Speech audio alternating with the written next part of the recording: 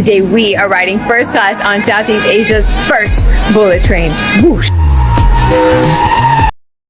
Indonesia adalah negara kepulauan terbesar di dunia dengan lebih dari 270 juta penduduk. Kami termasuk salah satu negara dengan ekonomi terbesar di Asia dan menjadi anggota G20, kelompok negara dengan ekonomi utama dunia. Meskipun tantangan seperti ketimpangan sosial dan pembangunan yang belum merata masih ada, pemerintah terus mendorong pembangunan di berbagai sektor, termasuk transportasi, energi, pendidikan, dan digitalisasi. Contohnya, selain Whoosh yang merupakan kereta cepat pertama di Asia Tenggara, Jakarta sekarang sudah memiliki MRT dan LRT seperti kota-kota maju lainnya.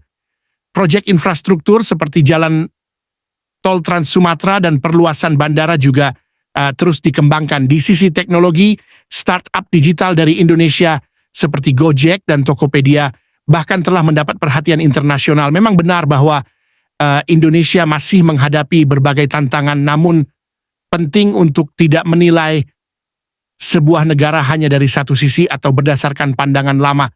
Justru ada banyak hal menarik dan positif yang mungkin tidak banyak diberitakan di luar negeri.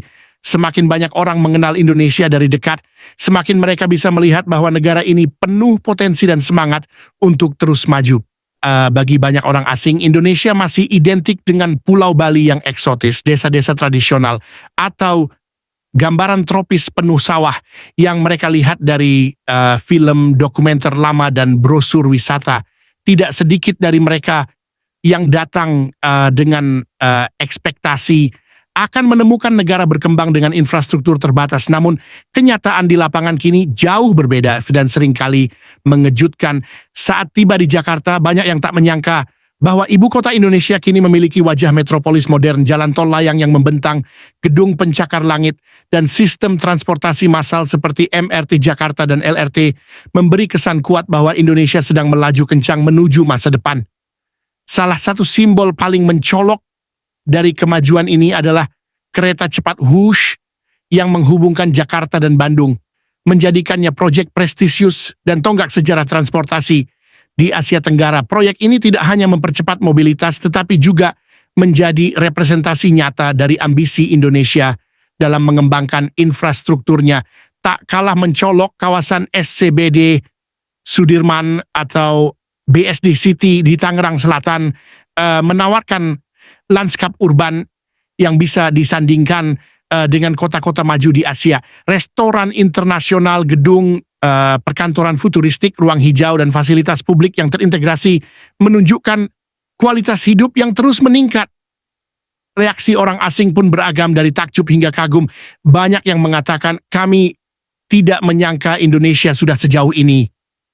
Sebuah pernyataan sederhana yang menyiratkan betapa besar kesenjangan antara persepsi lama dan realita saat ini.